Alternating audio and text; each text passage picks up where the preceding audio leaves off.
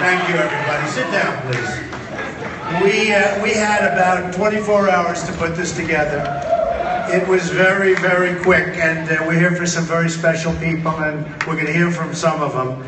But this is an honor. This is a really honor. And I didn't want to be here, I have to be honest.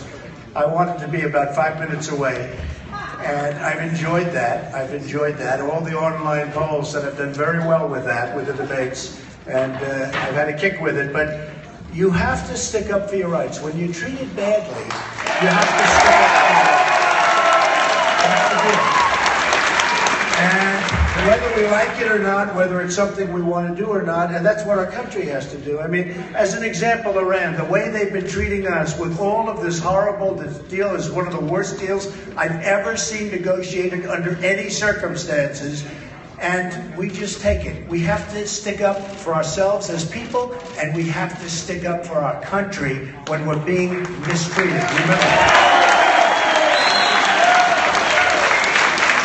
And I have to go a little step further and say that Fox has been extremely nice, and the last number of hours, actually. And they wanted me there, and they said, how about now? They called a few minutes ago. How about now? Can you come over? I said, hasn't it already started? And we actually thought what we'd do is we'd let them start. And, you know, we wanted to be about 15 minutes into that hour so that by now they're all tuned in. Look at all the cameras, like the Academy Awards. It's like the Academy Awards.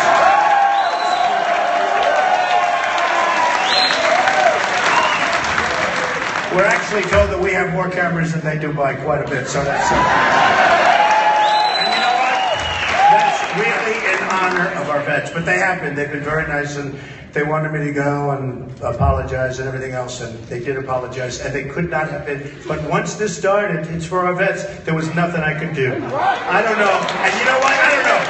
Is it, for me personally, a good thing, a bad thing? Will I get more votes? Will I get less votes? Nobody knows. Who the hell knows? But it's for our vets, and you're going to like it because we raised over $5 billion in one day.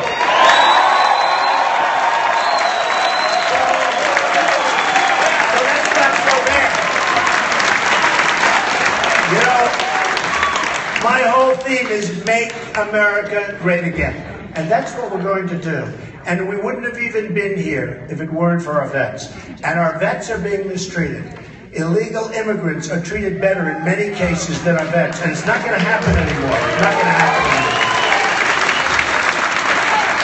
anymore. So once this ball started rolling, we couldn't stop it. And you see the house is packed. And literally, this took place less than 24 hours. We had less than 24 hours to do this because I said, listen, I'm not going to do the debate out of respect for myself. I won't do it because it would just be wrong. But I got to, you know, I love Iowa. I'm here. We got to do something. I didn't know we were going to raise $5 million. We actually raised close to $6 million, to be totally honest. But, and I have to say, a lot more to come. You know, we set up a site, www.donaldtrump4vets.com. 4vets.com.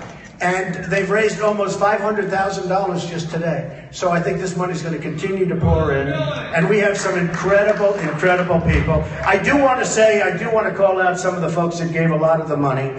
And then we're going to have somebody come up to speak who's an incredible speaker.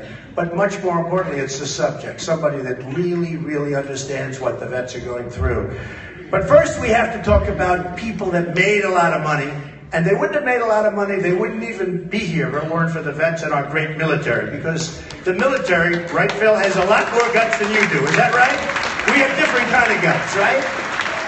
So, Carl Icahn gave $500,000. One quick phone call with $500,000. Richard Lefrak, a great builder in New York, gave $100,000.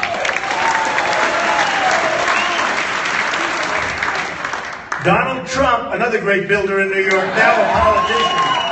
I can't stand this. A politician? I don't want to be called a politician. All talk, no action. I refuse to be called a politician. Donald Trump gave $1 million. Okay?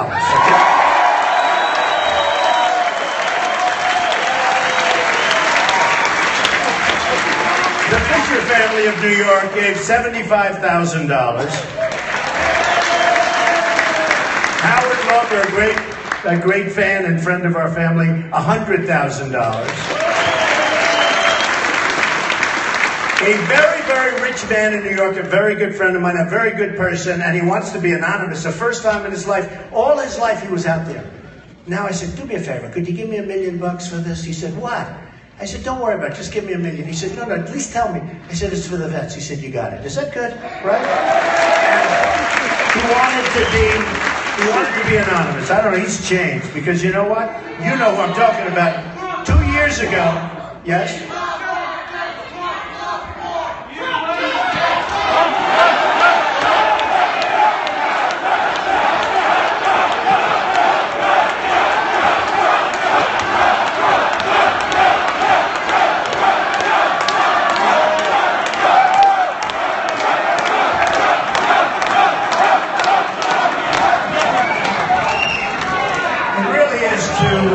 Too crazy, right? You know, I tell the story. I love protests. I love protests in my rally. The aisle clear. You know, here, this is a beautiful place, but we have thousands of people outside that weren't as good as real estate as you folks, I will tell you. But we have thousands of people outside trying to get in. We set up cameras, we set up screens, we have everything. But I will tell you, you look at that, I love the protesters in the big arenas because the cameras never move. They're always on my face. And I say to my wife, Melania, honey, stand up. She has to suffer.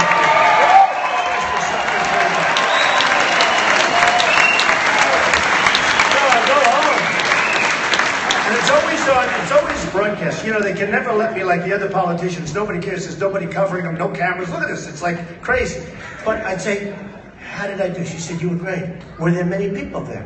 I say, what do you mean? There were 21,000. It was like in the Mavericks Arena. Or it was, I remember, in Alabama, Mobile, Alabama, we had 35,000 people. By the way, we get the biggest crowds by far. Much bigger than Bernie, although I have to say, he's second. He is second.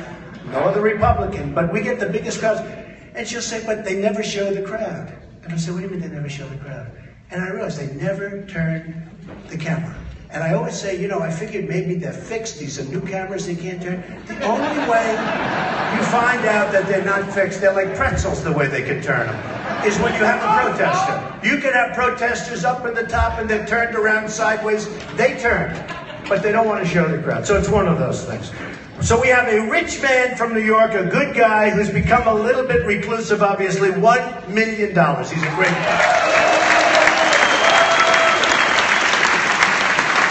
We have another unbelievable man, Ike Perlmutter from Marvel. He did such an unbelievable job. One of the great, great men of our country in terms of business and talent.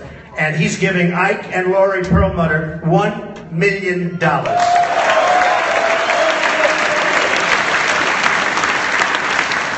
J.J. Caffaro from Florida and from Cleveland. He's a man who made a lot of money in Cleveland, does a good job, and a fantastic man. $50,000. J.J., thank you.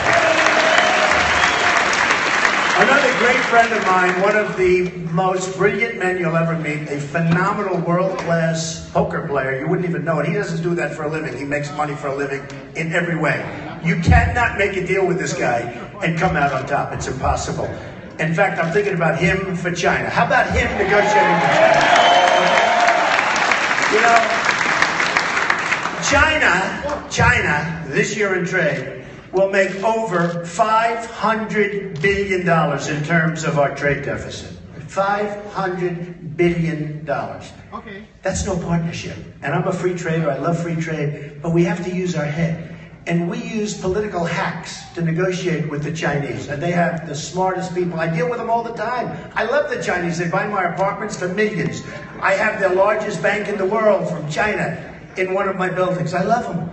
I'm not blaming the Chinese. I'm not angry at them. I'm angry at our politicians because we have people that are incompetent running our country. Why should we be losing in trade deficits $500 billion a year? So it's not going to happen. So if I took a guy like this, put him in charge, his wife is so incredible. Will you both come up? Mr. and Mrs. Phil Ruffin. Come on up. Come on. Come on.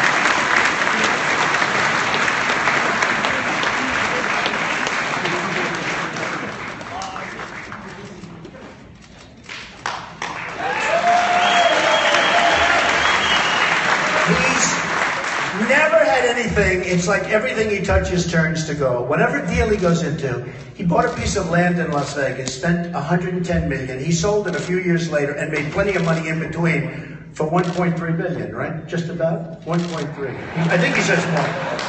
Every single, so when he gives $1 million, it's like, you know what, that says 10 cents. But for him, very important. Phil Ruffin, just say a couple of words.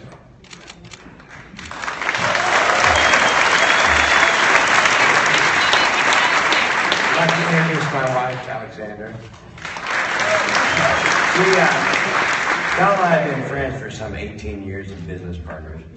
And about 2 years ago, I said, Donald, if you ever run for president, I will give you $1 million. Well, he ran. I gave him $1 million. He sent it back. He said, I can't take your money. I couldn't believe it. In any case, he's a great man, and I'm very happy. My wife and I will donate $1 million to your charity. Thank you.